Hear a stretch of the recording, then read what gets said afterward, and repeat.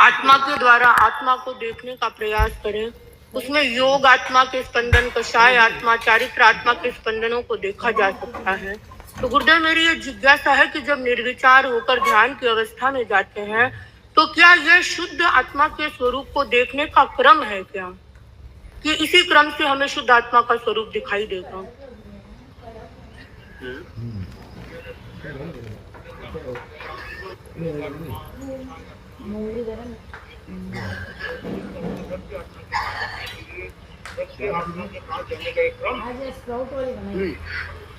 आठ आत्मा में जो द्रव्य आत्मा है ना, मेरी भूल न हो तो मेरा एक ऐसा एक निष्कर्ष की तरफ मैं थोड़ा बढ़ रहा हूं कि द्रव्य आत्मा तो एक तरह से जड़ है।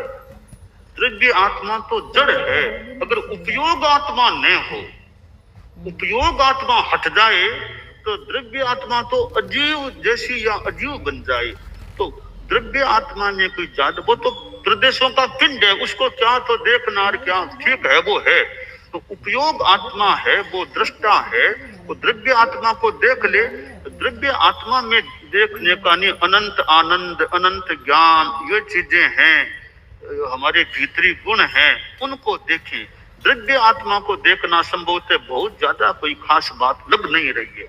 वो देखें आनंद को, ज्ञान को, उन गुणों को, आत्मा के गुणों को देखें, वो ज्यादा उपयोगी हो सकता है। इस क्रम से ही देखें, इस क्रम से ही चले।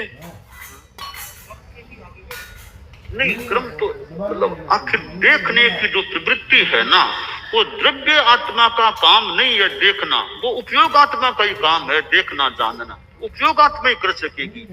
देखने में आत्म स्वरूप को, मेरा भीतर का स्वरूप क्या, द्रव्य आत्मा को भी देख ले, वो भी द्रव्य आत्मा एक वो जड़वत है या जड़ है। मूल जो गुण है आत्मा के, अनंत ज्ञान, अनंत दर्शन, निर्मोहता, दृष्टि का अभिप्रयास, अनंत भीतर की निरंतरायता, ये जो गुण है वो खास है।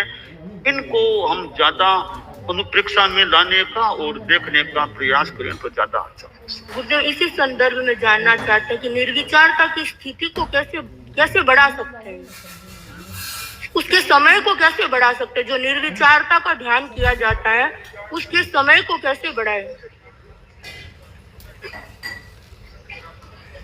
निर्विचारता का है, उसका तो प्रैक्टिस करो, अभ्यास करो, जितना